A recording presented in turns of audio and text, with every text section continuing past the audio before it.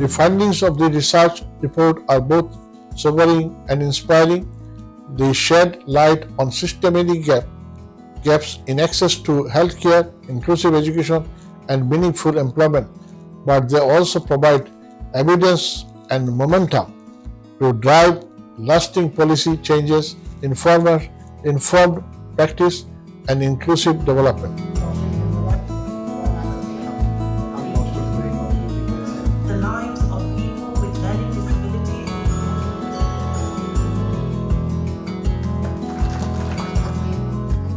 যারা নিউরোডেভেলপমেন্টাল ডিসঅর্ডারে ভুগছে বা ডাইভার্সিটিতে আছে যাদের, তাদেরকে বিভিন্ন বিষয়ের সাথে সংযুক্ত করা, তাদের জন্য শিক্ষা নিশ্চিত করা, তাদের যে শিক্ষার যে ব্যারিয়ার্সগুলো আছে সেই ব্যারিয়ার্সগুলোকে অ্যাড্রেস করা, পাশাপাশি তাদের যে এমপ্লয়মেন্ট চ্যালেঞ্জগুলো আছে, তাদের স্পেশাল হেলথ নিডসগুলো আছে, সেগুলোকে আরেকটু দৃষ্টি দিয়ে দেখা যে তারা যেন সব কিছুতে ইনক্লুডেড হয়। পাশাপাশি যারা স্বাস্থ্য ব্যবস্থা দেখেন তাদের প্রতি আমার স্বনির্বন্ধ অনুরোধ, তারা যেন এমন একটা ব্যবস্থা করেন যার ফলে বিভিন্ন ধরনের যে নিউরোডেভেলপমেন্টাল ডিভার্সিটি আছে সেগুলোকে আমরা খুব তাড়াতাড়ি চিহ্নিত করতে পারি, ইন্টারভেনশন নিতে পারি এবং তাদেরকে আমরা লাইফ লং সাপোর্ট যেটা দরকার সেটা প্রোভাইড করতে পারি।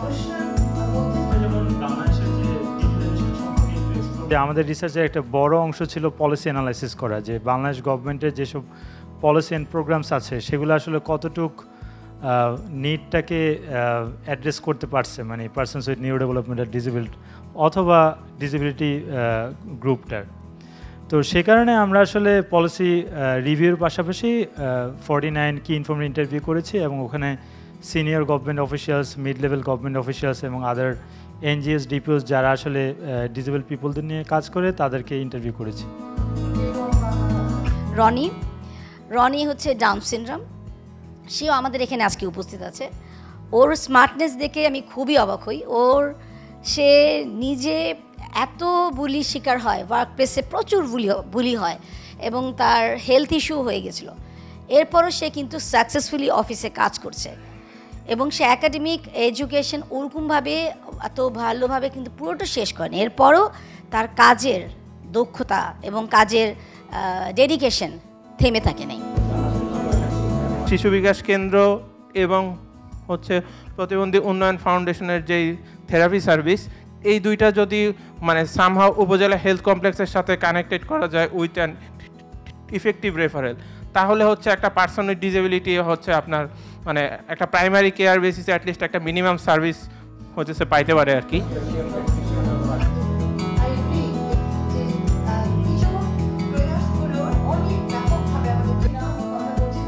Like primary health, primary education, primary care. Primary care for these people with special needs. তাহলে হয়তো আমরা খুব দ্রুত একটা পুল অফ রিসোর্স তৈরি করতে পারবো। তো একটা বেসিক লেভেলে আমাদের রিসোর্স লাগবে, একটা মিড লেভেলে, একটা টপ লেভেলে। টপ লেভেলের কথাটা বলছি আমি standard, international well accepted standard, যেটা আমরা যে কোনো উন্নত দেশে দেখতে পাই, সেটা আমি আনবো কী করে? তো সেখানে একটা মেন্টরশিপ আমাদের খুব দরকার, একটা specialised team in collaboration with the international community and with organizations like APASEN. APASEN-এর কথা শুনে তো আমি বেশ অবাক হলাম, যে আমি দুঃখিত, আমি এটার সম্পর্কে খুব একটা তেমন জানতাম না। আপনাদের you have 500 employees. That's a huge institution. এবং আপনারা যেহেতু ইউকেতে, ইউনাইটেড কিংডমে কাজ করছেন, তাহলে নিশ্চয়ই আপনারা একটা মানসম্মত জায়গায় কাজ করছেন এবং সেক্ষেত্রে আমি স্পষ্ট দেখতে পাই যে আপনাদের মতো সংগঠনগুলোর আমাদের সাথে কোলাবোরেশনের প্রয়োজন হবে এবং সেটা করা উচিত। আমি মনে করি সময় এসেছে রাষ্ট্রীয় প্রয়াসগুলোর দরজা খুলে ফেলা এবং খুলে আমাদের দেশে বিদেশে আমাদের নিজেদের মানুষরাই যারা দেশে বিদেশে কাজ করছে উঁচু মানের, তাদের সাথে আমাদের কোলাবোরেটিভ কাজে অ্যাকশনে আসা দরকার। আগে বলতো তুমি এখানে আসছো কেন, তোমার এখানে কি কাজ, কেন আসছো তুমি? আমরা আমার বন্ধুরা না না থাকার ফলে ডিপ্রেস হয়ে যায়। আমার পেয়ার গ্রুপকেও আমাকে কাছে দিতে চায় না।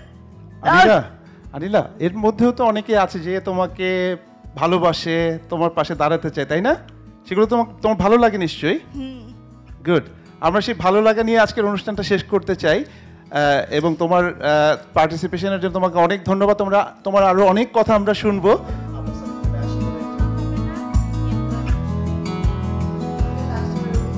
আমরা দেখেছি যে 424টা 414টা স্যাম্পল, এবং ওইটা খুব সাইন্টিফিক ওয়েতেই ওইটা করা হয়েছিল, বেসড অন দি এই স্যাম্পলিং ফ্রেম যেটা সরকারের আছে ওইটা বেসিসে। কিন্তু আলটিমেটলি যেটা দেখলাম আমরা সেটা হলো যে 89% হলো আরবান হয়ে গেছে। তো এই এই এই কিন্তু বাংলাদেশে তো 70% হলো রুরাল। কাজে এইটার কোনো এফেক্ট হবে কি না আমাদের রেজাল্টে, সেটা নিয়ে একটু আমার মনে হয় যে একটু চিন্তা ভাবনা করা দরকার। একটা রিকমেন্ডেশনই হওয়া উচিত আমাদের সবার পক্ষ থেকে। এই পর্যন্ত যতগুলো রিকমেন্ডেশন হয়েছে সেগুলোর বাস্তবায়ন কোথায়? অনেকগুলো সংগঠন কাজ করে এবং এটা ফোরামও আছে কিন্তু প্রতিবন্ধীদের, এবং অ্যাক্টিভিস্ট হিসাবে তো বিভিন্ন জায়গায় করি। লালমাটিয়া স্কুলে স্টিগমার ব্যাপারটা এসছে বলে নেই, খুব ভালো এনেছেন আপনারা।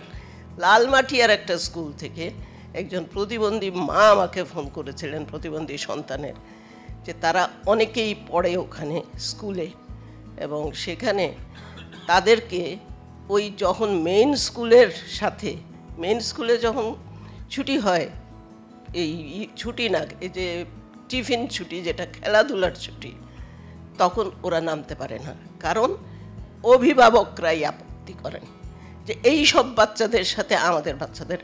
I had to step in, মিছিল করে ওখানে গেছি, গিয়ে ওটা বন্ধ করানো হয়েছে, কারণ অভিভাবকদের সাথে বসেছি বলে এগুলো কি হচ্ছে। তো এইগুলা আসলে প্রত্যেকে যদি যার যার জায়গা থেকে একটু এই আমাদের এই হিরোদের জন্য কিছু করি, তাহলে কিন্তু অনেক কিছু করা সম্ভব হয়।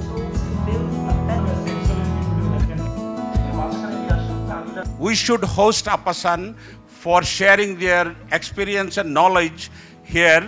They should not come and push us to get involved here.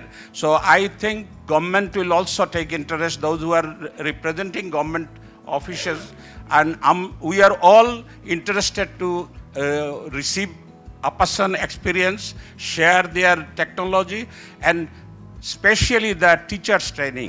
একটা বিগিনিং হলো, এটার উপর বেস করে আমরা আরও অনেক কিছু হয়তো পাবো খুঁজে আগামী দিনগুলোতে, এবং সেই অনুযায়ী আমরা বাংলাদেশে কন্ট্রিবিউট করতে চাই আপাসান ইন্টারন্যাশনাল।